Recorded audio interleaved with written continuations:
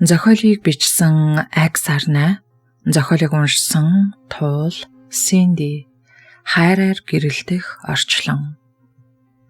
Гочоогийн амсар дүүрэн мэлтэлзүүлэн барьсан бор цайг нэг амьсгаагаар шахуу залгилсан урнаа авгай хулдаас нь илэгдэж өнгөө алдсан боловч цэмцээтэл нарчсан явган ширээн дээр аяга тавьж "Гочоо минь, их чин чамайг нэлэх наатан хүүхэдтэй болохоор ч харж үзээд хэдэн сарын түрээсээ аваагүй.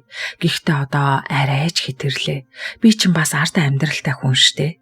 Манай хар юм ойрноос хар ус гудраад ажил төрүүлж хийхээ байла.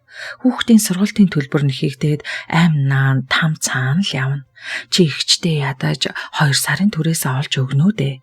Гэхэд толгой гудаан суусан гочоо өвөр дээр нь эрхлэх бяцхан охиныхоо сэвэлгийг ажилд нухлагдаж ивэрсэн гараараа зөөлөн илбээд "За ихчээ, дүүн хүн амтнаас зээлээд ч болоо олноо. Болдоо ах дахиад л уугаад эхэлчихсэн үү?" Харин тийглээ. Уг нь ойр даваа хүн шиг байсан юмсан. Нөгөө нийлдэг нөхдөөд нь дагуулж дарваад надад олдохоо байсан шүү дээ. "Өө, тэгээ юу? За болдоо ч яах вэ? Хэд хоног ууж яваад үхэхийн наагур өрвийгөд гэрийн бараа харна. Харин гэрэлтэх сурагтай юу? Сураг гарах нь ч гарсан. Гэхдээ баттай юу гэдгийг нь дүүн мэдэхгүй л байна. Дам сургаар нодны ямаа самнахаар очисан айлын хүүдээ учир ургуулсан гэхийн. Манай гэрэлтэх арайч 2 охиноо хаяад тэгж явмааргүй."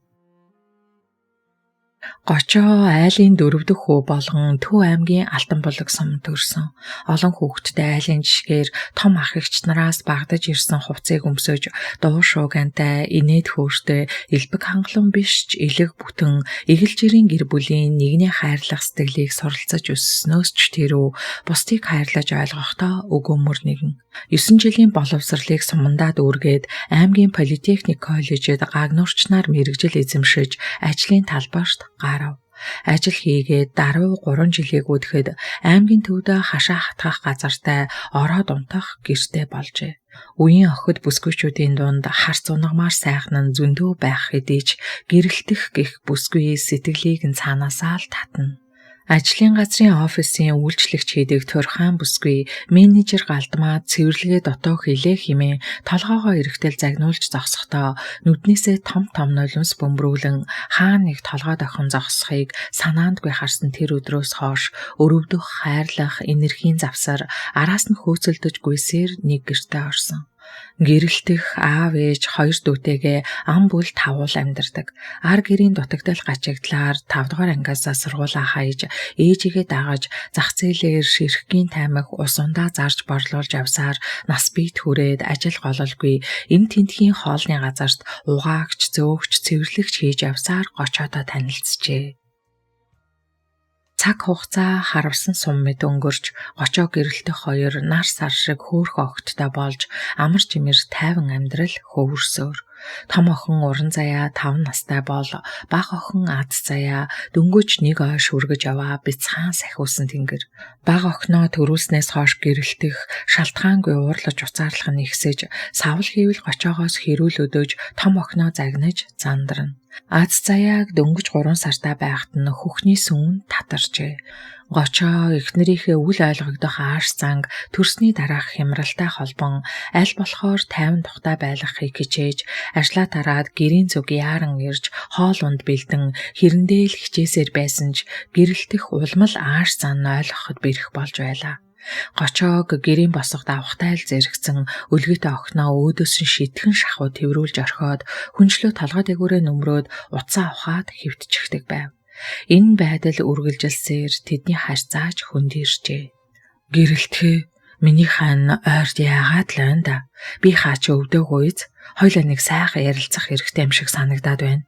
Гэхэд буруу харан хэвтэж байсан гэрэлтэх "Чамтай юу ярьдгийг? Намайг тайван орхиж үз." "Ханаа, нааша харал та. Охид ундчихлаа. Хайрын чамаагаа сайхан амьдруулнаа гэж амлажгаад одоо болтол Монгол гэрт амьдруулж байгаад уучлаарай. Манай компани 5-аас дээш жил сайн ажилласан ажилчдаас 4 хүнд одоо баригдаж байгаа 9 давхар байрнаас 2 өрөө байр 40% хөнгөлөлтөд өгөх юм гинэ." Гэхэд гэрэлтэх босоод суужхав.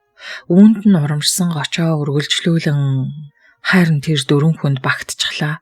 Урьдчилгаа гэж 5 сая төгрөг өгөөд гэрээгээ хийнэ.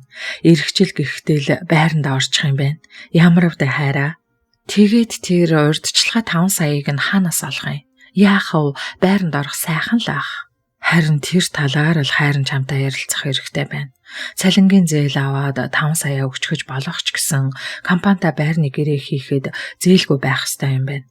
Тэгэхээр газраа зараад энэ жилдээ айлын хашаанд үйлжүүл ямар вэ гэж асуух гээд. Энэ хоосон хашаа чинь тэгээд 5 сая хүрх юм уу да чааваас? Хүрэлгүй яах вэ? Манайх ч бас ч гэж аймгийн төвдөө гайгүй газар байрлалтай юм штэ. Бараг 10 гаруй сая болох байх шүү. Хөөх, тийм үү? Бас ч гэж яахав дээ. Ганц ч болтугай гилаах гэлтаах юм байгаа нь болоо л доо. Тэгвэл чи өөрөө л мэд. Гэснээр яриа өндөрлөв. Гочоо 3 хоногийн дотор 4 тал хашаатай эрүүл тэгш газраа 11 сая төгрөгөөр зараад ажлын газрынхаа дотор засал хийдэг урнаагийн хашаа байшинг түрээсэлж суухаар тогтжээ. Гэрэлтэх хацар нулаа бутарч эгээл жаахан охин шиг баярлан нааш цааш хөдөлж гэрийн элдв зүйлийг баглан нүхтэй бэлдэх ажээ. Хөөрхийдөө мухайн минь бүр баярлаж орхиж мөнгө төгрөг жаах өөрлөгөн боловч сэтгэл нь цагаан юм да. Баг охиноо жаахан томорчхоор ажил төрөл хийгээд сэтгэл санаа сэргээд ирэх байлгүй дээ. Орон сууцанд орчихвол даарч хөрхийн зовлонгүй хөхөө өвлийн хүүтэнд түлээ нүүрс гэж санаа зовох юмгүй жаарахал юм да. Болно доо болно. Амьдрал сайхан шүү дээ. Ингэсээр бонго машин дээр гэрээ ачаалж өмбөө цөмбөө ямааж ихэж хэдэн жил сайхан амьдарсан хашаага эргэн нэг харж мишээгээд эхнэр хүүхдээ дагуулсаар яв. Урнаагийн байшин баригдаад олон жил болсон боловч дүнз модоор барьсан тул суур сайтай тогтоо жижигхэн тэдний амбулд яг тохирч байв. Нүүдэл суудал хийгээд 3 хоноход Монгол гэрээ үүдний амбаарт хураан цэгцэлж хэрэндээ л тогтсон учраас түлээ нүрсээ базааж усаад өхүүлж өгсөн гочоогийн ажлын чөлөө дуусаж сэтгэл тэнгэр ажилдаа гарчээ. Монгол түмний баяр цагаан сар болох гээд хаа сайгүй л хөл хөдөлгөн. Гочоо газар зарсан мөнгөө эхнэртэй атгуулж ирэх нэгдэх өдөр урьдчилгаа 5 сая тушааж гэрээгээ хийх юм гэсэн. Харин үлдсэн мөнгөөрөө шинэ хөргөөгч угаалгын машин авъя. Бас хоёр талынхаа аав ээжэд хідэн төгрөгч өгье. Удахгүй баярч боллоо. Тэгээд миний хойно октоудтайгаа хуц хунарч гисэн авч өмс. Гэхэд гэрэлтэх хайлсан туглах шиг инээд алдаж. За тэгээ 2 охиндоо хөөхө хувцас авч өгнө. Нэрээ хайраа урнаагч хашаа шингэн төрөөсөө өгөөрэй гэсэн шүү.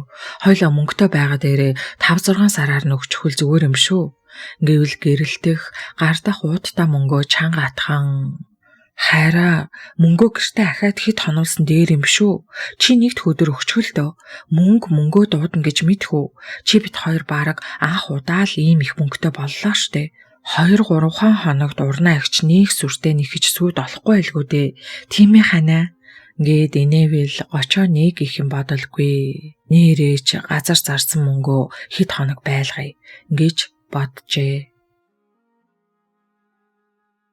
Өдөржин гагнуур хийж хөл гарн цуцаж нь улаасан гочоо гэрлүүгээ баяр жаргалд өрн алхана. Түүний цалин буужээ. Харих замаараа эхнэр хүүхдийнхээ дуртай амттан тор дүүрэн авчээ. Хашааны хаалга түлхэн орвол байшингийн яндангаас утаас унаглан хариу бүрийг гэрэлтүүлэн цонхоор гэрэл тусах ажээ. Өдөржин ажил гэж гүйсээр олигтойч хооллож амжаагүй гэдсэн хоол нэхэн хонхолцсон. Гэрэлтэх маань хоол хийсэн болов уу яага бол өдөд хийчихсэн байхаа. Гэж бодоод босох даван орвол гэрт нам гүм хойд өрөөнөөс зургтын бүгдгийн дуул сонсогдно. Хүүхдүүд маань унтажтэй гэж бодсон гочоо гутал хувцаа чимээгүйхэн тайлаад үлми дээрээ гიშгэлсээр орвол уран заяа зургтынхаа урд баахан чихэр жимс өрчгсөн хүүхдийн кино үзээд сууж байсан бол аз заяа тавтайхан унтаж байв. Хөөе миний охин чи юу хийж суугаан бэ? Алуу аавдаа ир үнсээ. Гэхэд охин аавдаа гүйж ирж үнсүүлээд гардах чихрээ амруун хийх ажээ. Аавдаа өгж байгаа юм уу? Ямар гоё амттай чихэр вэ? Ээж нь хайцсан. Ээжээ байхгүй дэлгүүр явна гэсэн. Гээд охин буцаж зургтынхаа өмнө суулаа. Гочоо цаг харвал 8-д өгчээ. Хөшгөө татаад утсаа аван гэрэл төхрөө залгавал дуудаад байгаа боловч авсангүй. 30 минут өнгөрлөө таагчиг. Хүлээж ядсан гочоо гэрийнхээ ойр байдаг дэлгүүрлөө очивол байсангүй. Хадам аав ээж рүүгээ залгаж асуувал ойрд яриаггүй юу болов гэж өөдөөс нь бөөн асуулт тавихад сандарсан гочоо утсаа тасалжхав. Гэртээ буцан хайрж баг охиндоо сүүн найруулан угжаад хүүхдүүдэд унтуулаад цаг харвал 12 дөгчээ. Гэрэлтгийн утсанд хэдэн 10 удаа залгаад хариу юур ирсэнгүй. Муу юм болчихсон юм биш байгаа гэж санаа зовсон гочоо цагдаад мэдэгдэхээр шийдэж утсаа авбал түүнд ихнэрээс нь зурвас иржээ. Гочоо надад санаа зовох хэрэггүй. Би зүгээр харин цаашид чамтай амьдрах сонирхол надад даан чаалга. Огтоо сайн хараарай. Би аяа олсны дараа ирж авнаа гэсэн байлаа. Гочоо нүдэндээ ч итгэсэнгүй. Ахин дахин харавч утсанд нь яриатал харагдах тэр зурвас өөрчлөгдсөнгүй. Гэрэлт рүү залгавал утас нь унтарчээ. Баг охиноо уйлагнан сэрэх тоолнд сүүгэнд бэлдэн угжиж хуурайлсаар үүр цайлгав.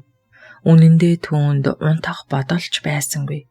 Гэрэлтэх яг л урдаас төлөвлөж байсан мэд өөрийнхөө үйл зүйний гайгүй хувцас аваад хуучирсан хэдхэн хувцас орны хөндий чулуудаж орхиод явсныг олж харав. Тэгснээ гинт ухаан орох мэд гэрэлтгэд хадгалуулсан мөнгөө санан хайж эхлэв. Харамсалтай нь гэрээ хэд дахин нэгжээд 100 төгрөгч гарсангүй. Тэр бүгдийг нь аваад явчихаж амандаа сулхаан хэлсэн гочоо орон дээрээ салсгийн суулаа. Яагаад? Чухам яагаад явчихав гэдэг бодол өрцгийг нухаж хөндөөрлээд шүнжэнгөө амраагүй тархин хагарах шахан өвдөж ухаан санаанд дин дун болчихсон байлаа.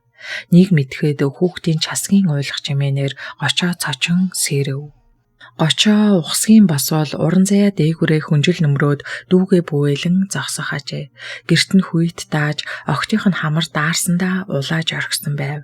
Гочоо баг охиноо тэрвэрнгээ уран заяагийн толгойг илбэж миний охин аавыгаа дуудахгүй яасан? Бүр даарчихсан байна. Аав нь одоохон гээд гэрээ галлаж баг охиндоо сүүн найруулан зогсохдоо байн өвдрүгээ ширтэж гэрэлтхийг инээд алцаар ороод ирэх юм шиг санаж хүлээгээд байгаагаа анзаарав. Ажил руугаа залгааж чөлөө аваад гэртээ өнжөв. Баг охин аз заяа өдөржингөө уйлагнан ээжигээ ирж өгүүлээд байх шиг. Харин уран заяа аавынхан сэтгэл хямарч байгааг ойлгох мэд юу ч юм шулганан хэдэн тоглоомоо үрж тавьчихад тоглож байв. Гэрэлтэх гэрээсээ яваад 6 сар өнгөрөв. Гочоо ажлаасаа гарч огтоо харах болсноор тэр 3 ам бүлийн амьдрал эрс дороотов. Эхэндээ ажлын хамт олон найз нөхд нь эргэж тойрч дэм болж байсан ч мөдхөн л тустай амьдралтай хүмүүс учраа мөр мөрөөхөн одов. Гэрэлтгийн аав ээж эхэндээ зээ огтоо өөрсөд дээрээ авна гэцгийн сүйд болж байснаа төдхөн сураг тасарч утсаарч яриха байлаа. Гочоо баг охиноо тэрж томьёогоо хөдөлсөөр аймгийн хүнсний захаарж ойр зургийн хүнсээ базаахаар явж байхдаа гэрэлтгийн баг дүү номчортой таарав. Энэ жил 12 дугаар ангид орох тэрхүү дүүнраа ээлжлэн үнсэж аха манай аз заяа ямар том болоо вэ? Одоо хоол иддэг болчихсон уу? Тэгэлгүй яахав. Бантан кашрыг бол ёстой хашрaan штэ. Мөлхтөг олцоод бит хоёрыг сандраагаад байгаа шүү. Гэвэл номчор тэр доороос шүүрс алдаж манай ихч мөн тэнэг хүн шүү. Ийм хөөрхөн 2 хүүхдээ орхичоод хөдөөний малчин залуугийн гэрт очиж суучдаг. Лавл толгоо нэргэж гүйцсэн баха. Гиснээ гочоогийн гайхсан царайг хараад буруу зүйл хэлснээ ухаарах шиг толгоогоо майжан гутлынхаа хоншоорыг ширтэн зогсов. Номчроо миний дүү сая юу гэсэн бэ? Манай гэрэлтэх яасан гинэ? Юу л даахаа аав ээж ихч горов танд хэлж болохгүй шүү гэсэн. Ихч гэрээсээ яваад 10 гаруй хоногийн дараа ээжтэй ярьсан. Нодны хэсэг найзуудтайгаа ямаас амнахаар хөдөө явахдаа танилцсан. Мянгат малчны хүүтэй нэг гэрт орохоор боллоо. Санаа битгий зовоороо гэж хэлсэн. Бас ихч сар гаруй өмнө ирээд явахдаа удахгүй хүүхдүүдээ өөр дээрээ авна. Тэндих амьдрал нь сайхан байгаа тухайгаа ярьж байна лээ. Ингэснээ. За заахаа би явлаа. Харин та надаас ийм юм сонссноо манай гэрийнх нь битгий хэлээрээ. Ингээд хажуугаар өнгөрөх олны дунд уусан алга болов. Гайхаж хоцорсон гочоо. Тийм штэ. Гэрт дими суухаар хэд хоног ямаа самнаад ирээ гэд 7 хоног явсан шүү дээ. Би давхар байж дими гэртээ амар гээд байхад зөөрөөд явчихсан. Тэгээд ирснээсээ хойш идэр гээд нэг залууг их л магтаж яриад байсан. Арай тэр залуутайгаа учиртай болчихоог байгаа. Юу гинүү? Хүүхдүүдээ авна гинүү? Ястай тийм юм байдгүй хаа. Өөрөө ир дагаж явдаг мөрөөрөө явна биз. Гэхдээ л гэрэлтэх минь арайч тийх хүн биш дээ. Аль эсвэл муу хүн амьтны хүчинд автчихад хүчээр явсан юм биш байгаа да. Гэгчлэн түмэн зүйлийн бодол хөөрүүлсээр. Хөдөө байдаг том хасаа мөнгө зээлж урнаад түрээсийн мөнгөө өгчхөөд сэтгэл нь амрах мэд том амьсгал аваад 2 хүүхдээ хөөртөн харж удахгүй өвөл боллоо. Аав охтууд яаж иж байгаад л өвлийг давна. Миний том гүнж хэдхэн хоногийн дараа сургуулийн сурагч болох гэж байна. Аавын зааж гисэн цэцэрлэгт орно. Тэгээд аав нь ажилдаа буцаж ороод гуруулаа сайхан амьдрнаа. Ингээд хүүхдүүдээ ээлжлэн үнсэж суудал хаалга зөөлх онгойж гэрэлтэх ороод ирэв. Тулгамдсан гочоо юу ч хэлж чадалгүй димийл түүн рүү ширтэх ажээ.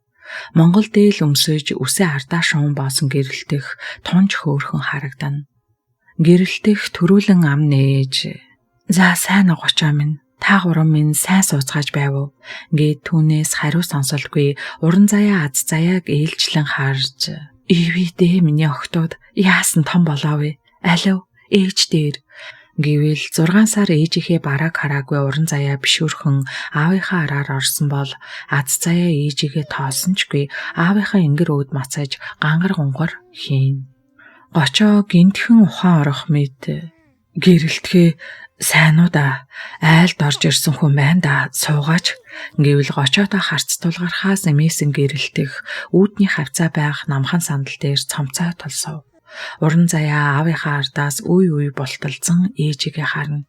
Тэгснээ гинтхэн ээжигээ мөн гэдгийг таних мэд алгуурхан төгсөөр ээжтэй тэрвэрлэв.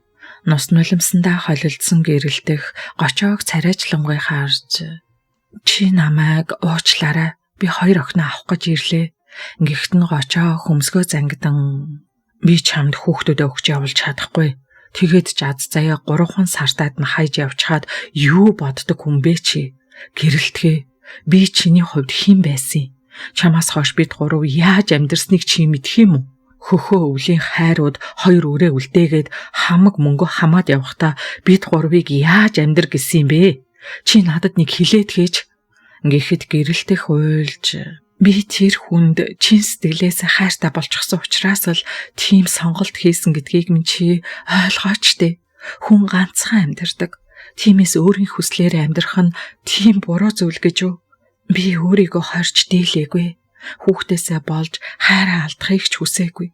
Одоо амьдрал минь жигдрээд сайхан болсон. Тиймээс 2 хүүхдээ аваад явна. Харин чи энэ боломжийг ашиглаад амьдралаа өөдөн тат. Хүүхдүүдтэйгээ хаяа нэг уулзаж болно штэ. Гочоогийн уур асар их хурж гэрэлтхийг үзэн ядсандаа байж ядна. Чи одоох мана гэрээс гар. Би чамд октоодоо өгч явуулахгүй мэдвүү? Гэвэл гэрэлтэх сууж байсан сандлаасаа огцон босож уран заяаг аав руу түлхээд тэнийг ч амтан бол доо. Би чамтай ивээр ярьж тохиролцох гэж ирсэн юмсан. Гэтэл хөөгдөд гарна гэж даанч сансангүй. За яахав? Чи улсынхаа хууль дүрм захирагдах л байлгүй дээ. Гээд дээлийнхээ хормоо гүвээд гарч одов. 9 сарын 1 айлчлан иржээ. Хүүхэд бүрэл шин хуучин хувцаа талитл нэндүүдэж зарим нь багштай өгөхөөр цэцгийн баглаа барьсан харагдана. Гочоо уран заяа чинхийн форм өмсгөж үсийг нь 2 салаа самнасан нь игдүүтэй хөөрхөн харагдана. Цүнх нь харин жаахан томджээ. Аавда хөтлүүлээд сургуулийн зүг алхах бяцхан охины үсний тууз салхинд дээрвэн. Харин энхийн үес гадуур нь хонь ямаа багшарж үхэр тугал мөөрөлдсөн хот айлын игнэн барьсан 3 гэрийн зүүн талын айлд удаах яриа өрнөв. Идрээ би 2 охиноо санаад ахын. Хэд хоногоос аймгийн төв ороод ирдгийм билүү? Эцэг нь өгөхгүйгээд байгаа юм бол заавал авна гэж булаацалдаад яахав дээ. Харин хоёлаа өөрсдийн гэсэн үр хүүхэдтэй болвол яасан? Одоо миний наас ч явлаа. Чи нэгэнтэл миний тогооны хүн болж тортогтой өрх татхаас хойш хүний хүүхдээр яах юм? Гэвэл сүүс хамарч зогссон гэрэлтгийн нүд хоромхон зурж хийхдээ чи миний хоёр хүүхдийг хайрлна гэдээсэн чи хаана вэ? Би чамааг л гэж үр хүүхдээ орхиж энэ хүртэл ирсэн шүү дээ. За юунд давсан нүдэлтгийн цаа залуудаа хідэн төгрөг атгуулаад л болоо юм биш үү?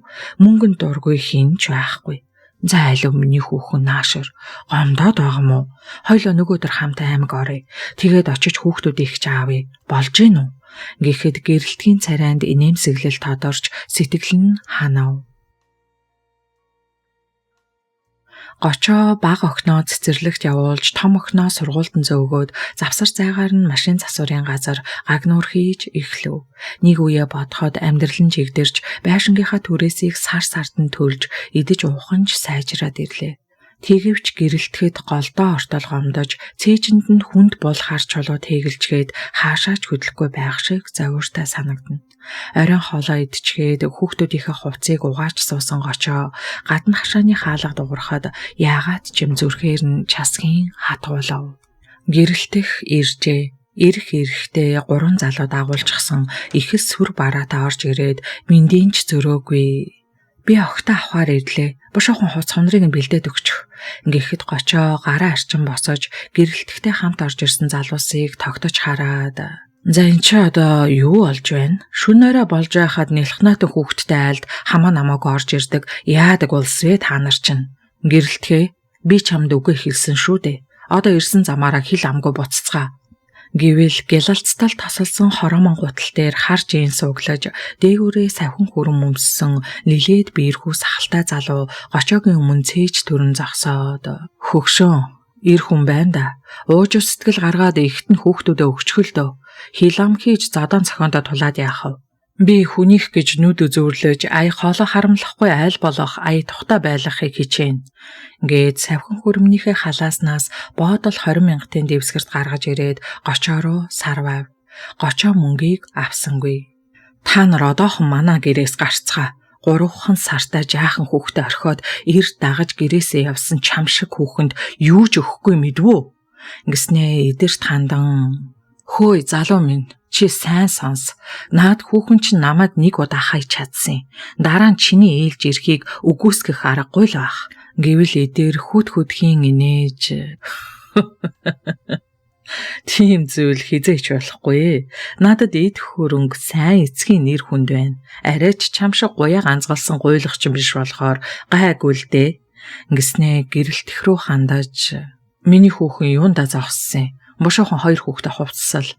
Гэвэл гочоо ухсгийн баг охиноо тэрэх гэхэд эдрийн 2 тал зогсож байсан залуус яахын завдалгүй гочоог бариад авав. Наадхаа аваад гар гэх эдрийн дунаар өнөөх 2 нь гочоогийн хажуу хавирганаас татаж чанган гэрээс гаргав. Эдэр гочоогийн илэг рүү хэд дараалан хүчтэй зохиод би чамд сануулсан штэ. Зүгээр л өгсөн мөнгө дуугүй аваад мөрөөр амьдрал та. Одоо хүүхдүүдийг аваад явлаа. Араас олон юм яриад явдал суудал болоод байвал буцаж ирээд хойтхыг ч уншуулна гэж мэдээрээ. Саяхан л хүүхдийн дуу цангинаж байсан гэр нь жавар хургасан мэд нам гүм ил хуйл болчихов. Явган ширээн дээр нь боодол 20 мянгатын дэвсгэр гочоог тохуурхах мэд хэвтэн. Гочоогийн нүднээс гуниг харуулслын нулимс урсаж цамцныхан заахад нэвчин. За миний хүүхэн сэтгэл чинь хана вэ? Одоо надад голомтыг минь залгуулга хүү төрүүлж өгөх юм байгаа эцтэй. Танаа хууч нөхөрч бас ч гэж ирийн хуух юм да. Хүүхдүүдээ өөрөө өсгөх санаатай бас ихэдээ. Бат сүхэ хоёрыг авч яваагүй бол халц тулхаар л ир байна. Уг нь хүүхдүүдтэй аим сайн залуул да. Даанч юу гэж мөнгөгүй гэж юу? Хүүхнүүд та нар мөнгөтэй хүчирхэг эр хүнийг хүсэмжилдэг чинь байгалийн хууль юм да. Танаа ээж юу гэх бол?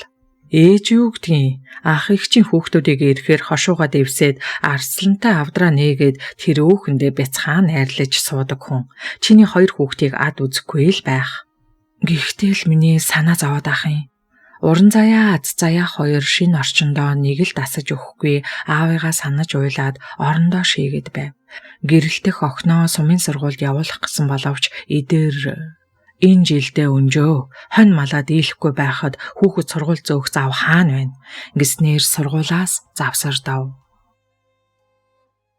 Эдгээр 38 нас хүрсэн боловч эцгийн голомтоос гал тасалж гарсангүй. Эцэг ихтэйгээ 38 хаврыг туулж буй айлын отхон хүү. Ах их чинь цөм тустаа гарч амьдрал ахуйн жигдэрсэн.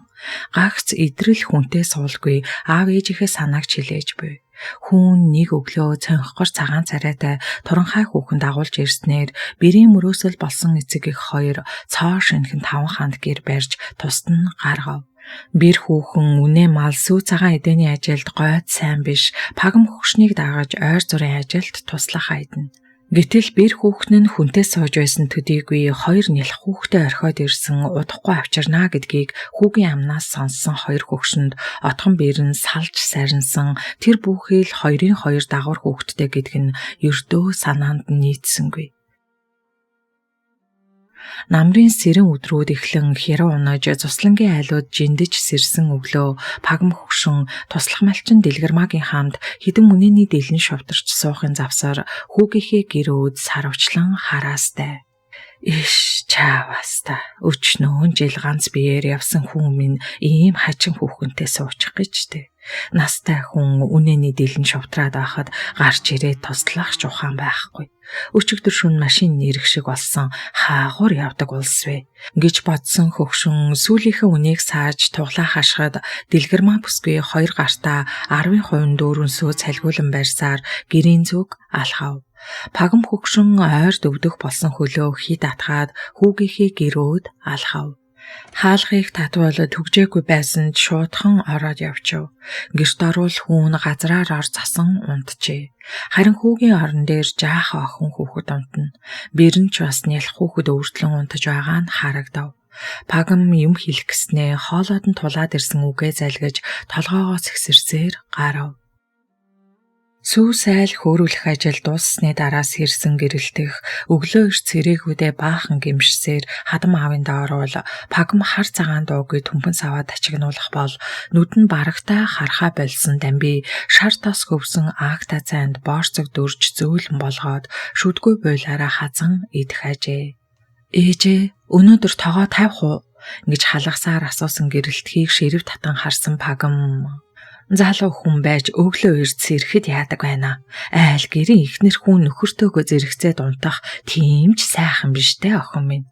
Тэр тусмаа дагуул хүүхэдтэй. Ингэснээ амаа дарж дэмий үг хэлсэндээ санаа зовох шиг өнөөдөр тоогоо тавихгүй гээд дэлгэцдэр хатаахаар тавих гэж буй ааруула барин гарав. Гэрэлтэх сүүлийн 6-7 жил гочоогоор хамаг бүхнээ бэлдүүлж баахан бэлэнчлэх зансуурснаар гэрээ ажилд суул өдөржингөө 2 хүүхэдтэйгээ ноололдон нурмайж суух болов.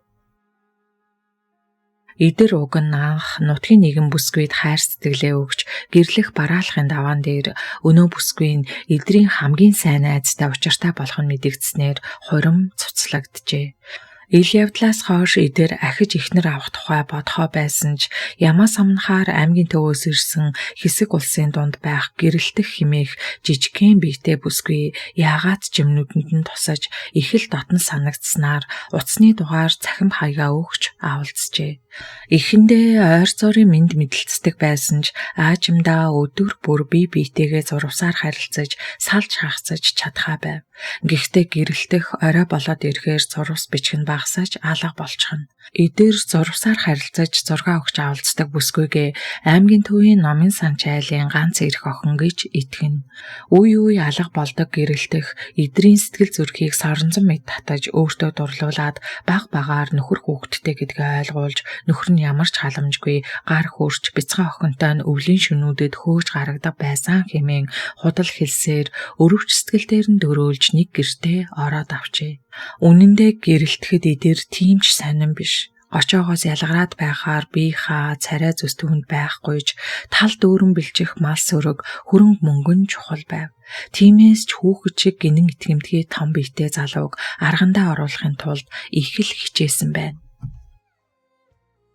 Хичээл сургууль амарсан өдрүүдээр эдрийн ах эгчийн хүүхдүүд өвөө эмээгэндээ ирж ёстой л нэг бужигнуулах шиг болно. Том жижиг нийлсэн 10-аад хүүхдүүдийн дуу шууган хаваар нэгт харж, пагам хөгшин хүүхдүүдээ харж баясан болохгүй хэрэг хийснийг зэмлэн сургасаар амралтын 2 өдөр дорхноо дуусгаад авдарнаасаа нарийн нандин чихэр жимс гаргаж хүүхэд болгоны гарт атгуулна. Эмээгээсээ хишиг авсан хүүхдүүдийн арай том нь дараа идэхээр хадгалах бол багцуулан тэр дорхноо идэж орхино. Уран заяа гэрт уйтгарлан ээжигээ хормоодож ихэнхдээ дүүгээ садуулан суудаг байв. Эдгээр ах эгчийнхээ хүүхдүүдийг эрхлүүлэн морь унуулж буцахт нь 5-10 цаас өгөөвч уран заяа охинтой яаж харьцах арга ухаанаа нэг л олохгүй. Аз заяа баацхан мөлхөж эдэрт эрхлэн өвөр дээр нь гардаг болсноос хойш охиныг өхөөрдөн инхрийлж өөрийн хүүхчгэл байх болж. Тэгэвч пагам хөгшин гэрэлтгийн 2 хүүхдэд нэг л дасаж өгөхгүй байгаад байв. Арчцээ нартаа ууттай чихрээс атга атгаар нь авч өгөх боловч үүдэнд бишүүрхэн зогсоод гарыг нь дагуулж харах уран заяа охиныг хяламхийн харахтаа ганцхан ширхэг чихэр сарвайвал охин алгаа тосон авав. Хүүхдүүдээ буцсны хойно пагам чаддгаараа өвгөндөө өглөж эхлэв. Ламби минь чи бид хоёр арай л түргэдлээ. Энэ зэрэмгэр цагаан хүүхнийг эрэхтэн тэгж хөлхөөр бололгүй сайн ухаж шалгааж аймагт байгаа том хүүгээрээ судлуулдаг байж тээ. Гэрээ ажилд авахаалжгүй залах уу ямар сандал 2 хүүхдээ чирээд хүүгийн минь толгойг эргүүлж авах вэ? Манай энч гисэндээ өдий хүртэл ганц биеэр явчаад олж авчирсан авгаанд салж сарнсан хүүхэн.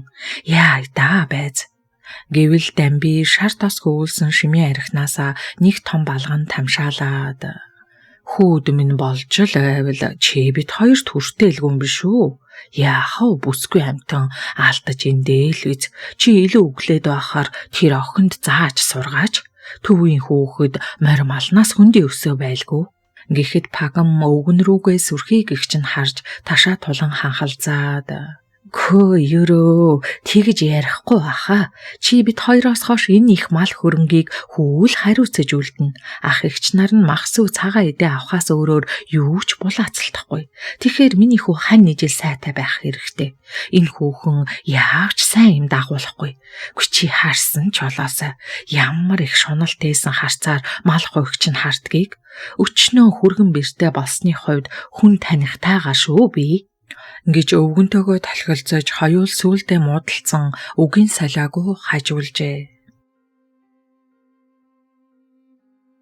Очоо санаандгүй хүчин давтаж хүүхдүүдээ өгөөж явуулсандаа өөрийгөө зүхэж ханхаа байшиндаа гуниглан хэвтэв. Дэврэн хүсэл мөрөөдөл хайр сэтгэл итгэл найдвар нь хаана нэгтээ алсран одох шиг болж амьдралд урам хугарч нэг л мэдхэд бор дарсанд хөлчөөрхөн хоол унд идэлгүй арх уусаар нүднээс гарах шахав. Хүүхдүүд нь яваад цар гарan болоход очоо ганц ч удаа холбоо барьж чадсангүй. Хоолны шүүгээ намхан хөргөгчөнд нь өрц давуулаад шидчихээр юу ч байсангүй. Урд өдрийн уусан архиндаа шартаж сэрсэн гочоо хий дэмийл хувцсныхаа халаас бүрийг нэгжиж дил сул задгаа мөнгө бие эсхийг шалгана. Аргаа бараад яг дээд талынхаа ихчээс 5-3 төгрөг зээлэх санаатай утсан авбал цэнгэн дуусжээ. Бухимдсаар уцаа цэнэглэх санаатай залгуур хайхтаа тоос дортог дарж хог новш хөглөрсөн гэрээ анх удаа харах шиг санаа алдаад эхнээс нь цэгцэлж явсаар том охиныхоо зурсан зургийг орны хөндөй дороос олов. Зурган дээр гочоо аз заяаг тэврээд уран заяаг хөтөлсөн байх ба үгэд гартаа зайрмаг барьчихсан нэмсэглээд номин ногоон талын дунд ягаан цэцгэн дотор алхаж яваагаар дүрсэлжээ. Дэвтрийн алга дарам цаасан дээр зурсан зургийг барин их л удаан суусан гочоо уртаар амьсгаа авч гүн шүүрс алдаад дахиж амандаа арх хүрэхгүй байхаар шийдэж зоримог гихч нь босов. Үсэн засуулаагүй удснаас хит ургаж цахлан баваас нь төрхөө удаан гихчин толинд харж зогссон түүний нүднээс гомдол цөхөрлийн сүүлчийн нулимс ирээлэх зөвлгүй урсав. Дээгүүрээ мөсөн бүрхүүл тогтож зайрмагдсан уснаас төмөр шангаар хутхан толгой дээрээ хийхэд хаг таших мэт оргиж ой ухаан нь гойд ажиллах шиг санагдахад уснаас хэд дахин том балгахад толгой тархин сэрэгжин саяын шартаж өгөх гэж байснаа ор мөр мартав. Шүүгээгээ ухан онгичсоор хуучирсан сахлын машин гарган ирж сахлаа авбал овоо өнгө зүс орох шиг болоход урам орж гайгүй гэсэн хувцас солон ажил хайхаар гэрээсээ гарлаа. Хүй, эн чин гочоо мөн үү? Гэх эмэгтэй хүний дуугаар бодол дарагдан алхаж явсан гочоо зог тусан өөдөөс нь харан зогсоох дэгжин хувцастай тансаг сүрчиг үнэртүүлсэн бүсгүйг таньж ядан юу хин билээ хөө нэг л санаанд боохгүй байна гэж үнэнгээ хэлвэл сайх эмэгтэй төсхий дэлийнэ далдаж өөл дөө чи одоо би чамайг таниад байхад чи намайг танихгүй байгаа мó? Би үүлэн байна гэвэл гочоогийн нүд гялалзан нэмсэглэж өө манай хамар хашааны сайран хацартай үүлка байсан юм уу гэснээ саяын хэлсэндээ баг хаан бантаж бүсгүйн зүг болгоомжлон харвал нөгөөх нь тоосон юмгүй нэд алдаж ааштай хам чараа өдөж өссөн найзаагаа мартааг байгаа чинь за тэгээд өнгөрсөн жилүүдэд юу хийв эхнэр хүүхдтэй болсон уу сонио ачнаа яриад агаарай Болсон хоёр охинтой. Харин чи ястай танигдахын аргагүй өөр болжээ. Сая намайг дуудаагүй бол зөрөөд л явах байлаа. Харин чи чин дэлхий хамаг жингээрээ ганцхан чам дээр л дараад байгаа юм шиг өвгөн хүн аятай бүгдийчгээд явж байсан юм чин аргагүй штэ. Хойлоо уулзсных жаал хууч хөрцөй чам зав байгаа юу? Гэвэл өдөржингөө ажил хайсан нь бүтлгүйдээд хоосон ходоод нь хонхолцож гэрийн зүг урамгүйхэн алхаж явсан гочоод татгалзах зүйл байсангүй. Үүлэн гочоог гэртээ орснаар шил толин гялцаж гэлтгансан айлд орхосоо имэж үүдний гიშгүүрт хуучин муу гутлынхаа уулыг зулгаартал арчиж өмд самцаа хэрэндээ засаж янзалсаар оров. Үүлэн ганц бие бөгөөд аймгийн томоохон банкны эрхлэгчээр ажиллаж байгаа. Амжилттай яваа гэдэг нь харах царайнаас нь болоод эдэлж хэрглэж байгаа бүхнээс нь андашгүй харагдана. Хэдийгээр багын найз нь ч гэсэн гочоо бие барьж өргөн удам тасалгаа нүсэр тавилганы сүрэн дарагдан цомцойтол сууж байв. Гэрийн хувцас сольж өмссөн үүлэн гялсхан сүйтэй цай чанаж бэлэн бууз жигэнсэн нь ойр долигтой хоолунд идэж уугаагүй гочоогийн хамаг хар хөлсийг урсгаж ядаргаан тайлагдах мэт болов. Байн бурзаан гарах хөлсөө ханцуугаараа шудрахтаа үүлэнд хамаг сэтгэл доторхоо уудалж тайвширснаас нойр нь хурч нозоороод ирсэн гочоо харихаар босвол үүлэн Иш миний мунайз тэрний хүүхнээс болж ингэж ч заавах гэжтэй. Дахиж арх уухгүй гэдэг чинь маш зөв. Найз нь чамд аятайхан ажил сургалж өгнө. Найзыгааж дэмжин шүү дэмжин. Очоод мод түлээгүй хүүтэнгэр тонохоор өнөөдөртөө манад хоноод яваа. Найз нь жижиг өрөөндөө ор засаад өгье. Сайхан усанд жороод ав. Гэхэд ундуу сундуу гэрн өдөржингөө галлаагүй хүйт дааж зэврүүн байгааг санах төдийд ганц шүнж гисэн тухтаа унтийгээд үүлэнгийн саналыг дуртаяа хүлээн авлаа. Нам гүмхэн дулаахан тогтоод өрөө байранд амьдрах найзаагаа сайн яваад баярлаж зөөлхөн хүнжилдөө нугдаан хөвцээр зүүд нойрны ертөнцөд таатайхан умбжээ. Хантал унцаар сэрсэн гочоо хажууд байх уцаа авч цагаа харвал өдрийн 12 цаг өнгөрчээ. Багхан санаа зовсоор хуцаа өмсөн өрөөнөөс гарвал галтгооны ширээн дээр хоол цай бэлдэж тавьсан байх ба гочоод хаягалсан зурвасч байв. За сайхан амарсан уу? Найз нь ажилдаа явлаа. Цай хоол идэж уугаарай. Гарахтаа хаалгаа сайн хаачих. Автоматар чойжлогдчихно гэсэн байлаа. Итгэж найдаж гэртээ үлдээсэн үүлэнд нэг талаар баярлах чиг, нөгөө талаар айлд ганцаараа үлдсэндээ эмээх чиг мэдрэмжүүд төрж, ширээн дээрх хоолнд ам хөөрч бошуухан гарав. Харин үүлэн санаандгүй явж байгаад анхны хайрын эзэн болсон сахилгагүй шар хөвгүүнтэй тааралдсандаа баяртай байсан ч түүнийх нь нүд цаанаа л гуниглангүй өмссөн хувцс нь хайш яаш турж ицээд нүднээс гарчсан нэг ясандаа л гудамжны архичин шиг харагдаж байсанд дотроо ихээхэн эмзгэлсэн ч гаднаа гаргаж харуулсангүй. Үүлэн өглөө босоод өөх тосн алгалсан цовин хийж халуун савн цай зэхэж орхиод гочоогийн унтаж байгаа өрөөнд ороод дуудвал сэрх ян залах байсанд арга буюу гэртээ үлдээгээд явав. Ажил дээр очсон сэтгэл нь гэгэлзэж гочоог яах вэ гэдгээс айх шиг магадгүй хамаг үнэтэй цайтай эзүүлсийг нь хуу хамаад явчихвэ гэдэг бодол сэтгэлийг нь эзэмдэж тэсэлгүй ширээн дээрх компьютераа нээн гэрийнхээ камерыг ажиглан харж эхлэв. Гочоос ирээд гар нүрээ чугаалгүй галтгооны өрөөнд халтхан ороод гарах нь харагдахад саяын бодлосоо ичих шиг болсон үүлэнгийн зүрх хүчтэй цохлон хацар нь ягаараад ирэв. Пагам хүүгийнхээ мулгуу тэнгийг өдөр бүр гайхан орсон гарсанд бэрээ муулж өөдсгөн хоёр охиныг нь тэршан хүний нүд хариулж байгаад эн тэндээс нь шимгэж цохоод илт гадуурхаж байгаа нь гэрэлтэхэд цаг минут тутамд мэдэгдэх хэдий ч тэссээр л байв.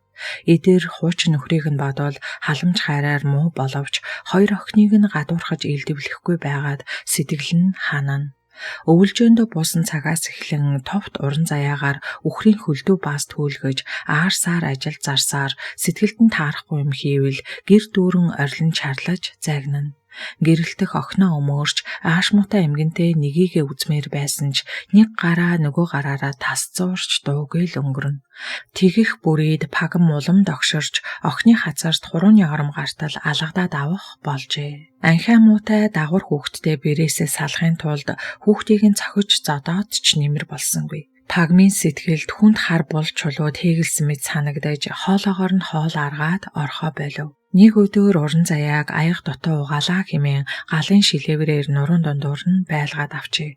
Ихэд өвдсөн охин голынхоо дугаар чарлаж нэмгэн хувцастай чигээрээ гэрээс гүйн гарч хатгаа тусчав. Болсон хэрэг явдлыг гэрэлтгээс сонссон эдэр ээжтэй хідэн хатуу үг хэлээд орхисонд Пагмын өөхлөг хацаар хүрэнтэн мэнчээж өчнөө жил хайрлаж үсгсэн үрмэн их урдаас хидэр ядруу гунахдаг боллоо гэж үү? Хээ чааваста хурдах нь нүд анаад өгөх юмсан. Ийм л амьдрал үзэх гэж өдөө наслаад сууж байдаг. Гүй би мөн аазгүй хүнээ. Ээж минь дээ, та яах гэж ингэж байдгийм бэ? Яах юу байдгийн? Чамайг зовлонгоос ч салгах гэж байна. Юун зовлон бэ ээжээ? Үгүй чи гэртээ ямар хортмохоо авчирснаа мэдчихээн үү? Цаад хүүхэн чинь хүнд хань болоод байхааргүй л ирээ халаг дотортой хумсаа нуусан муур шиг хүүх юм. Миний хөө, ээж нь чамаас гоё. Энэ хүүхнээс л салжих. Тэгэх юм бол ээж их нар гарлаа. Та хүүгээ бушуухан л хань ижилтэй үр хүүхдтэй бол гэж хичнээн ихэлдэг байв да. Тэгээ санаа сэтгэл нийлээд хамт амьдрах хүнтэй болчхоор уурлаж загнаад ах юм. Дээр нь та энэ хоёр жаахан хүүхдэд аядуу зөөлөн хандал та. Төрсөн эцэг нь аригчин их л айлгаж ичээдэг байсан юм шиг байна лээ. Тэгнэ тэр чамд ийм л хүний гологдол олдон доо. Ингэж ээжигээ хэлэхэд эдэр хоолой дээр нь тулаад ирсэн үгээ залгиж ахин эхийн өөдөөс үг хэлсэнгүй. Гэрэлтэх охиноо халуураад аавынхаа нэрийг дуудахт нь эдрээс санаа зовсондоо төрөгхийн охиныхоо хажууд очиж уран заяа миний охин доохон зүгээр болно штэ. Тэр муухай арх удаг аавыг битгий дуудаарай. Гэхэд эдэр за яах вэ? Миний хүүхэн юунд нь эмзэгэлдгийн мууч сайнч төрс эцгэн шүү дээ. Хаяа сандгал байх. Ер нь тэгж байгаад энэ хоёрыгоо эцэгтэй нуулзуулвал ямар вэ? Яах юм бэ? Би тэрнээс айж байна. Арх удаг хүн ямар аймар гэж саннаа. Би чамтайгаа л хамт үлдсэн насаа сэтгэл амар жаргамаар байна гэж найлан хаатан хэлсэн гэрэлтхийг хайр дүүрэн харцаар харсан эдэр уран заяагийн хөвтөж байгаа орны урд очин өвдөглөж суугаад гэрэлтхээ чи ээжийг минь уучлаарай. Хөгшин настай хүн шүү дээ. Тэгж байгаад учир ивэ олох өдөөрөө ирж л таарна. Уран заяагийн жил сургуульд нь сургадаг л байж. Би хүүхэд чухттай байж үзээгүй болохоор ойлгодоггүй байж. Дээр баг ихчээ охиныг хичээлээд автаад суухад манай уран заяа бүх үсгээ мэдэж байна гэсэн шүү. Ирэх жилэл явуулъя. Охин маань ой тогтоол цайтай хүүхэд байгаа. Нэг харсан юм аа тэрт ороод сурчхна гэж. Чамайг дуурайсан сэргэлээ охин юм биш үү? Өнөөдөр аз заяа маань ахтайгаа унтах байхаа. Миний хүүхэн том охиноо өртлөө дунд халууныг нь авдгийн. Эдэр харахад хатуу ширүүн боловч начир дээрээ сэтгэлэн зөөлөн ирүүхэн ажээ. Гэрэлтхийг нэг насны ханаа мөн гэж итгэн хамаг сэтгэлээ дэвсжээ. Харин гэрэлтэх ганцхан л зоригтой. Эдрээс чадах чинээгээрээ аль болох их хөрөнгө мөнгө салгах. Анх эдэртэй танилцахдаа хөдөөний маанаг залууд хайртай дуртай гэж гүйж байгаад тохилог дулаан байр унах унаатай болсныхаа дараа хайчихнаа гэж төсөөлж байсан нь бүтлгүйтэйж нөхөр хүүхдтэй гэдгээ хэлхээс өөр аргагүй төхөрч улмаар нэг л мэдхэд гэрт нь ирээд суужчихсан. Гэрэлтэх гочоод анх үнэн сэтгэлээсээ хайртай байсан ч дээшилж өгдөггүй нэгэн хэвийн амьдралдаа гутарч ямар нэгэн өөрчлөлт хайж эхэлсэн нь эдэр байж таарсан. Хөрөнгөтэй айлын баг хүү гэдгийг нь мэдснээс хойш эм хүний 21 мэхийг гүйлгэж аргандаа оруулсан ч пагам химээх айхтар дайсантай тулжээ. Эдэр өнгөн дээрээ ээж аавыгаа ачлаад хамаг юмаа толгой мэдэж шийдээд байгаа боловч бүх зүйл ээжийнхэн заавраар өрөндөө гэдгийг бэрн болсноос хойш мэдсэн ч цөхөрсөнгүй. Нэг л өдөр бөөм мөнгө гарт нь орж ирнэ гэдэгт итгэсээр. Гочоо үүлэнгийн тусламжтайгаар өмнө говийн нэгэн уурхайд гагнуурчнаар үндсэн ажилтан болоод хов. 14 хоног уурхайд үеийн залуучуудтай бужигнаж яваад 14 хоногт нь энд тэнд халтуурны ажил хийсээр мөнгө төгрөгөөр гачигдах зовлон ард хоцров. Гэрэлтэхтэй холбоо байрж оогт болохгүй байсанд хадам дүү номчортой уулзаж хүүхдүүдээ санаж битгэрч байгаагаа тайлбарлаж гуйсаар хаана байгааг нь олж мэдэв. Цалингаасаа хав дарж цуглуулсан мөнгөөрөө боломжийн жижиг тэрэг худалдан авч хүүхдүүдийнхээ барааг харж сансан сэтгэлээ дэвтэхээр бас амьдрал ахуйн хэр байгааг үзэхээр сэтгэл шулуудан огтынхоо байгаа нутгийн зөвг жолоо мушгив. Номчроос эдэргээж залуугийн тухай хангалттай сонссон болохоор замд тааралдсан нутгийн улсаас сургалзаар гэрийг нь олоод ирэв. Гаднаас нь харахад цэлгэр том хашаатай. Хашаан дотор 2 том дүнзэн байшин дүнхийн харагдана. Үргэлжлүүлээд малын хашаас харавч өвс тоос харагдах нь нилээдгүй их малтай айл болох нь тодхон. Эх өрхий, муу гэрэлтэх минь энэ айлын хөрөнгөнд болоо юу? Аль эсвэл жинхэнэ хайр сэтгэлээрээ юу? Надтай анх суухдаа хизээч хуурахгүй насан туршдаа хайрлнаа гэж амласансан. Даанч худал үгүй ээж. Хүүрхийн охтууд минь яаж оголоо. Уран заяа маань үдээд бүр уншаад сурчсан. Айгүй бол дүүдээ үлгэр уншиж байгаа да. Аавын жаах аз заяа хөлд ороод тоодог гүйдэг болсон байх учиртай. Ер нь энд ингэж суухаар нэгэнт зориод ирсэн юм чинь орой байз. Миний мах цусны тасархаа үрсүүд минь шүү дээ. Заавал уулзсан да. Гээд машинаасаа бууж хойд хаалгаа нээж октоодтай авсан чихмэл тоглоом чихэр жимсээ авч шийдэмгээ алхалсаар алхан хийгээр чимсэн цэнхэр өнгөтэй төмөр хаалгыг хүчтэйхэн цохивол бируу шиг том биетэй банхар нохоо уяагаа тастаад гараад ирэхвээ гэмээр хашааны завсраар дүүлэн боргох ажээ. Төд удалгүй нохоон дуунаар хин нэгэн гарч ирэв. Ойртон ирэх хүнийг хашааны завсраар сониучрхан харуул 60 нилээд гарсан болов уу гэмээр ахмаг насны эмэгтэй өөдөөс нь тусах нарны гэрлийг гараараа сарвчлан хаасаар ирж яваа нь үзэгдэв. Пагам үүдэнд нь зогсох үл таних эрийг гайхан харсаар "Эн чинь хэн билээ хөө? Хинтээ уулзах вэ? Нэг л танихгүй хүн байх чинь" гэсээр залуугийн гарандах зүйлсийг нүд гүйлгэн ажив. Гочоо баг зэрэг төгдрөн сандарч "Сайн байна уу та? Энэ эдрих мөн үү?" Мөн. Эдрийн гэрийнхэн байгаа болов? Байгаа. Ин гэхэд хөөхөө чи чинь манай эдрийг яаж таньдаг вүлээ? Юу, би охтууд яа байна л да. Гэрэлтхийн хуучин нөхөр. Гэхдээ пагмын царайнд тийм гихийн тэмдэггүй ойлгомжгүй байдал тодорч чимээг өхөн эргээд явчихав. Гочоо юу ч хэлж чадсангүй хоцров. Пагам хүүгэндээ орвол эдэр аз заяаг эрхлүүлэн морь болж нуруунд дээрээ суулгасан харагдана. Харин гэрэлтэх өргөнд яваан дээр тэрийг хөвтөөд зургтын сувг солин байгаа нь харагдахад хүүрүүгээ ширүүн хараад "Босооч чи. Хүний хүүхэд нуруунд дээрээ зайдалчхаад маа нэг юм шиг инээж гин. Чамаас өнхөтэй хүн бол өөрийнхөө үр хүүхдийг эрхлүүлж суудгийг мэдв үү?" Эхийнхээ уурлан загнах дуунаар толгой өргөн харсан эдэр "Ээжээ, та одоо яах гэж ингэж байдаг юм бэ? Одоо аз заяа уран заяа хоёр миний хүүхэд болсон шүү дээ. Тиймээс таач имэн гэсэн үг. Хүүхдүүд сонсож байхад ийм яриха болоо л доо. Хатам их нь орж ирчгээд байхад босч ирээд аягны амсар зуулгах ухаан байхгүй ийм бэрээр би яадгийн? Энэ хүүхдүүд ч чиний хүүхдүүд биш. Худлаа гэвэл төрсөн эцэг нь гадаа ирчгээ зогсож байна." Гэхэд гэрэлтэх аянган цохиулсан мэд ухсгийн босож эдрийг харлаа. Гочоо хашааны завсраар харсаар л байлаа. Нилээд хүлээсний эцэст гэрэлтэх гарч ирэв. "Чи энд юу хийж байгаа? Хоёр охинтойгоо уулзах гэж ирлээ. Та хэд сайн сууж байв уу? Миний муу сайн чамд ямар хамаатай? Одоохон эндээс яв. Би огттойгоо уулзж байж л явна да. Надад ирэгч би, үүрэгч би. Чам шиг гуйлах юмтай миний хүүхдүүд уулзаад яах юм?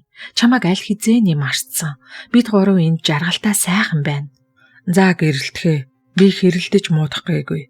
Зөвхөн мах цусны тасархаа үрсээ харах гэсэн юм. Гэрэлтэх юур халгаасангүй.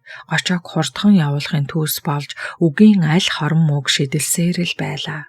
Гэтэл идэр гарч ирээд ингүүн тайвнаар гочоотоо минд мэдээж. Оролдоо хөө хүүхдүүдтэйгээ уулз. Гэрэлтгэ. Миний хүүхэн уурлаж цамнаад яах вэ? Энэ хүн хүүхдүүдийн аав. Чамд хориглож эсэргүүцэх ирэх байхгүй. Өнгөрсөн амьдрал өнгөрсөндөө шүү дээ. Гээд ахин гочоод найр тавин гэртээ оруулав. Харин Пагам хүүгээс нь зуралдаа салахгүй байгаа цавуу шиг хүүхнийг хөөж явуулах сайхан далим гарлаа гэх шиг цээжинд нь нар мандаж янгинан өвдөх хөлөөж үлтэн хурдан алхасаар гэртээ орж цонхны цаанаас хэрэг явдлыг сануучрхан ажиглана. Хээ чаавас миний хүү ийм гинэн штэ. Өнөө хар эмээг нь гэртээ дагуулад орчихлоо шүү. Шууд хөөгөөд явуулдаг байгаа да. За вэз яах вэ? Энүүгээр нь далиндуулж энэ хүүхнийг дарамтласаар байгаад явуулна да. Ингэж өөртөөгөө ярьсаар зогсов. Гочоо найр тавьсан залууг даган гэрлүү н ороход уран заяа дүүтэйгээ тоглож байгаа нь харагдав. Аавыгаа харсан уран заяа итгэж ядан хараад шуудхан гүйж гочоогийн гэрт зөвгдлээ. Ивэдэ миний охин ямар том болоо вэ? Аавыгаа хурд ирч чадаагүй уучлаарай. Гээд нус нулимсандаа хутгалдан охиноо нүүр нүдгөө үнсэж сансан сэтгэлээ дэвтэв.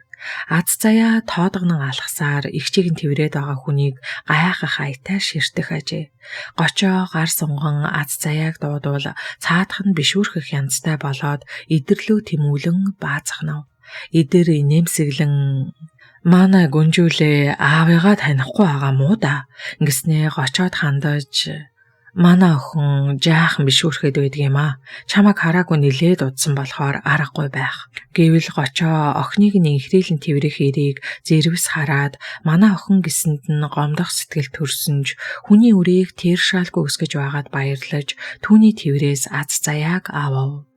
Эдэр гэрэлтэхэд хандаж миний хүүхэн сайхан хоол ундхий. Зочин ирээд байхад хоосон суух эвгүй биш үү?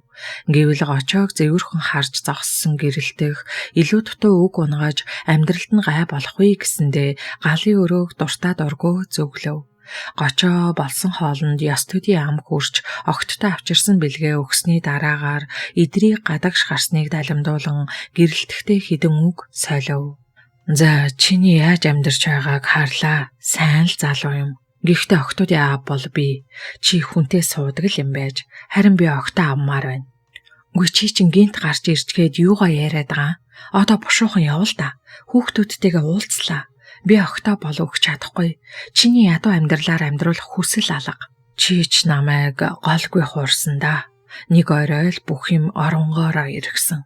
Миний чамд дэвсэн сэтгэлийг бодохгүй байсан ч болно. Би энэ хоёроос салж чадахгүй. Өө ямар ядаргаатай юм бэ? Өнгөрсөн баларсан юм яриад дургүй хүргээд ах юм. Чи одоо зайл мэдвүү? Гэрэлтгийн дуу чангараад ирснээ цонхны урдуур өнгөрөх идрийг хараад нам болов. Түүнтэй ярилцаад юу ч бүтэхгүйг ойлгосон гочоо огтоо ахин нэг үнсээд явхаар босов. Байшингийн үүдэн тавьсан том хар жип машина арчиж зогссон эдэр гочоод хандан өө за явах нь гэвэл хүрмний халааснасаа нарны шил гарган зөөсөн гочоо хол явах хүн эртгэн замд өгөхэй дөө чамд баярлаа зүгээр дээ гээд үүд хүртэл гочоо гаргаж өгсөн эдэр дайжгүй л залуу юм уухаараа арслан бар шиг болдгийм байх та гэж бодсоор хашааны хаалгаад хөгжиж гэрлүүгээ эргэв. Энэ өдрөөс хойш Пагам юм л бол энэ орон гэрт эзэн гэж алга болжээ. Хаа дуртай хүүхэн нь ирж хөвтчгээд өнөөх их нөхөр шүү юм хүүхдээрээ төрөө барьж ирээд гал голомтыг нь бузарлаж суух боллоо. Хаалаг минь яасан ч хэцүү амьдрал гээчвдээ гэж уйлан дуулан завсаргүй өглөж идрийг залхаах болов. Пагам нэг өглөө их л ганган хувцалсан байв. Хүрх орхон торгон дээл өмсөж, дурдан бүсээр ороогоод хөлдөө хавар намрын цоо шинхэн богино төрөөтэй арьсан гутал өглөж, бор өнгийн гар цөмхөөс угавчлаад чухал хэрэг бүтээхээр гарав. Явсаар цувалд нь хүрэн шохоогоор будсан банзан хашааны гадаа ирээд цүнхнээсээ гар уцаа гарган хин нэгэнтэй яриад хашааны хаалгаар оров. Өдрийн хагас шахуу болсны дараа Пагам сансан хэрэгээ гүйцээсэн хүний хангалуун төрхтөө гэрлүүгээ буцав. Үүнээс хойш тайван дөлгөөн хүн тогтож суухын аргагүй бухимдоо болж юм л бол гэрэлтэхтэй ам зөөрж хар шөнөөр хэрүүл тасархаа байлаа. Харин гочоо буцаж хараад байрны урдчилгаа цуглуулахаар шаргуу ажиллаж идэж уухаа мартан зүтгэж байв. Заавал 2 охиноо авандаа гэх сэтгэл нь түүнийг тайван суулгахаа байлаа. Өвлөнгийн сан шахалдаар хаа нэг хоолнд орж гадуур гарахдаа амьдрал ийм сайхан тухтай байдаг гэх бодол төрнө. Цаг хугацаа алсран огттойгоо уулзснаас хойш 1 жил хэдийн өнгөрчээ.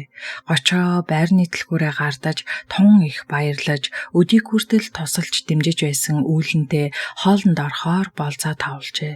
Анхны хайр 100 жил болсон ч зүрхэнд мөх оршдоо гэдэг шиг үүлэн гочоог битүүхэндээ хүлээсээр л байсан юм. Эмэгтэй хүнд итгэх итгэл нь ганцсан өвс шиг хорчээж хатсан гочоогийн сэтгэлд цоо шинхэн дахиад илбэлсэн нь үүлэн. Тэр өнөөдөр түүнд сэтгэлээ илчилэхээр хамгийн сайхан хувцас өмсөж сарнаа цэцгийн баглаа бэлтжээ. Тавлсан газраа болзооц залууга хүлээсэн үүлэн байн утасныхаа дэлгэцийг ширтэж суун.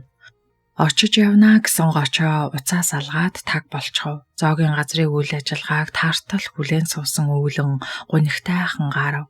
Гочоо үүлэнтэй хамт байртаа болсноо тэмдэглэхээр бас сэтгэлээ илчилэхээр ирж явахдаа танихгүй дугаараас залгасан дуудлагыг авсан даруйда зүгээ өөрчилж салхитай уралдан төмөр хүлгийн тэнхээ мэдэн давхив. Пагам хүүгээ амилсан шулмаас салганаа хэмээн их л сүржигнэж найз сумьягийнхаа зааж өгсөн бөөгэнд очиж зан уйл хийлгсэн нь өөрөөр эргэж гэрэлтэх биш хүүн хорлогдож эрүүл саруул ухаанаа солиорч арх ихээр ууж байнга согтуу байдаг болжээ. Уусан үедээ айхтар сайхан зантай байх боловч арх нь гарч эрүүл болмогцоо нүдэнд нь харагдсан хүн бүхэнд уурлаж хаа нэг гэрэлтгийг хийсч унтал нь алгадах болсон байна. Эхэндээ Пагам хүүгээ аргадаж гэрэлтгийг загнаж гэрээсээ явуулахаар чармаадаг байснаа сүүлдээ өдөр ирэх тусам ааш зан авах юмгүй болсон хүүгээ байнга согтуу байлгахыг хичээж архиар өгжих болов. Өвгөн болсон эцэг нь энэ бүх зүйлд Пагмыг буруутгаж хий дэмийл санаа алдан майн уншина. Арх тасралтгүй усаар 8 сар болоход идэр гарын салганаж унаж тусдаг өвчтэй болов. Шүн дунд гинт чанга ойрлон сэрж хүүхдүүдийг айлгана. Гэрэлтэх юунд ч юм найдан эдрийн чамгүй их хөрөнгийг салгаж авах талаар мөрөөдөн бодсоор л явъя гэхнээ түүнд 2 охиноо дагуулад очих газарч алга байв. Түүнд өдрийн хоолоо арай ядан гаргацаах эцэг их ах дүү нь огтхон ч хэрэггүй. Гинти их хөрөнгөн дээр эзэн сууж үлдсэн насаа амар чамир өнгөрөөх өчүүхэн хүсэл нь энэ гайд газар түүнийг хүлсээр байлаа. Өдөржин шүнжин ууж сүүлийн хэдэн өдөр архины гүн хордлогонд орсон эдэр тусал хийлгэж арай гэж сэхэв. Шүн дунд сэхэ орсон эдрийн орных нь хажууд цал буурал сахалтай 2 нүднийх нь ухархай хоосон туранхай чөргөр өвгөн өвдөглөж суучгаад гараа тосон эдрээс нүдийг минь аль гэж нэгсээр байхыг харсан даруйда шалдан чигээрээ гэрээсээ гарч гуйлээ. Ам авар гэж хүн бачимдан орилох чимээнээр сэрсэн Пагам цонхоор харуул сарны саруул гэрэлд чармаа шалдан хүн хашаанд нь гүүхийг хараад чөтгөр шулам сүнс сүудэр гэх бодол агшин зур төрсөн ч хүүгээ санах төдийд дээгүүрээ халаад оглаад гэрээсээ түргхэн гарав. Ээжигээ харсан эдрийн нүд аимсан эргэлдэж жаахан хүүхчиггүйн ирж илгэнд нь наалдаад ихэр татан уйлав. Ил явдлаас үүдэн аз заяа охин шүн бүр халуурч биеийн өвдөж эмлэгт үзүүлж эм тан уугаад ч засал олгоо байлав. Гэрэлтэх октоо эцэгт нь хөөр шийдэж утас цогсон нь тэр байжээ. Энэ явдлаас хойш 10 жилийн дараа Үүлэн гочоо хоёр нэг гэртээ орж амьдрал нь хинч харсан багтмаар сайхан өрнөн. Тэр нэгэн өдөр аав дээрээ буцаж ирсэн охид өдгөө хэдийнэ том болцоожээ. Аз заяа доороо хоёр эрэгтэй дүүтэй болж ам бүл зургуул болжээ. Өнөр өтгөн гэр бүл хоёр давхар тоглох хаваасанд аж төрнө. Уран заяа их сургуулийн 1-р курсын оюутан болжээ. Гочоо охтуудаа ээжтэй нь уулзуулахаар дахин хит хитэн удаа эдрийн гэрт очсон боловч хүүгээ галзуугийн эмнэлэг твтүүлсэн хоёр хөгшнөөс өөр хүний бараа олж хараагүй билээ. Гэрэлтэх хаана амьдарч байгааг нь мэддэхгүй, ар гэрийнхэнтэйгээ холбоо барилгүй, ортаас алга болсон байна. Баг хүүгээ цэцэрлэгээс нь аваад гэртээ ирсэн гочоо хашааных нь үүдэнд эргэлдэх ядруухан хувцастай эмэгтэйг харахад үйл хөдлөл нь их л танил харагдахт нь машинаасаа буугаад ойртвол нөгөө эмэгтэй толгойн алчуураа доошлуулад нүүр буруулан цааш алхаад явчихав. Энэ явдал маргааш нь дахин давтагдаж өнөөх янзаараа хашааных нь үүдэн зогсоод гэрлүүн харах эмэгтэйг анхааралтай ажиглахаар шийдэж машина хашааны үзүүрт зогсов. Эмэгтэй насыг төд гээд хэлчих боломжгүй урт навсайсан хувцас өмсөж нуруундаа шар шуудай үүрчээ. Шуудааных нь ёроолд хідэн лааз ундааны сав байх шиг нүрээ халахлан нуусан алчуур нь салхинд ирвэж хойш унах агшинд гэрэлтгийн царай зэрвэс харагдах шиг болоход гочоо шуудхан машина асаасаар хажууд шулганан суух хүүгээ ч анзаарах завдлаггүй эмэгтэй хажууд хаазлан зогсов. Гочоо андуурсангүй сайхан эмэгтэй гэрэлт хайжээ. Анхных нь аваал гэргий охтынх нээж. Эдэр сэтгцэн эмчилгээ хийлгээд олигтой сайжраагүйж нэг үе бодоход намдуу зөөлөн болжээ. Их эцэг нь өөд болоход ах эгч нар нь хамаг хөрөнгөө хуваан авч эдэрт юу ч ногдсонгүй гудамжинд гарсныг гэрэлтэх хай чадалгүй явсаар хоёул нийлэн шил лааз түүж эзэнгөө хашаанд нурж унах төгсөн амбаарт толгой хорогдон амьдарч байгааг сонссон гочоо үүлэнтэй зөвлөлд нь санал нэгдэж сайх хоёрт хашаа байшин авч өгөн гэрэлтгийг үйлчлэгээний газарт ажилд оруулжээ. Эдэр хоол ундан тасрахгүй бол инээд алдаад л сууж байдаг байв. Ийм л нэгэн адал явдалтай амьдрал өрнөсний эцэст гэрэлтэх дахин хувин шалны мод байрж хүн хүний өмнө бүхийн алхах тэрл амьдралдаа иргэн иржээ. Гэвч түүнд амьдрал томоос том сургамж хайрлаж хайр сэтгэл хамгийн эрхэм нандин гэдгийг ойлгуулжээ. Хайр байгаа цагт хүмүүний амьдралын учиг хизээ тасрахгүй мөнхөд үргэлжлэнэ. Зохиолч Аг Сарнагийнхаа дараагийн нэгэн сайхан бүтээлийг та бүхэндээ хүргэлээ. Зохиолчдоо сонсогчдийнхаа өмнөөс баярлсан талархснаа илэрхийлье. Дараагийнхаа бүтэн зохиолоор дахин уулзтлаа. Түр баяртай. Туулыгаа дэмжиж, subscribe дараад, видеонууд дээрээ лайк дараад өгөөрэй. Баярлалаа.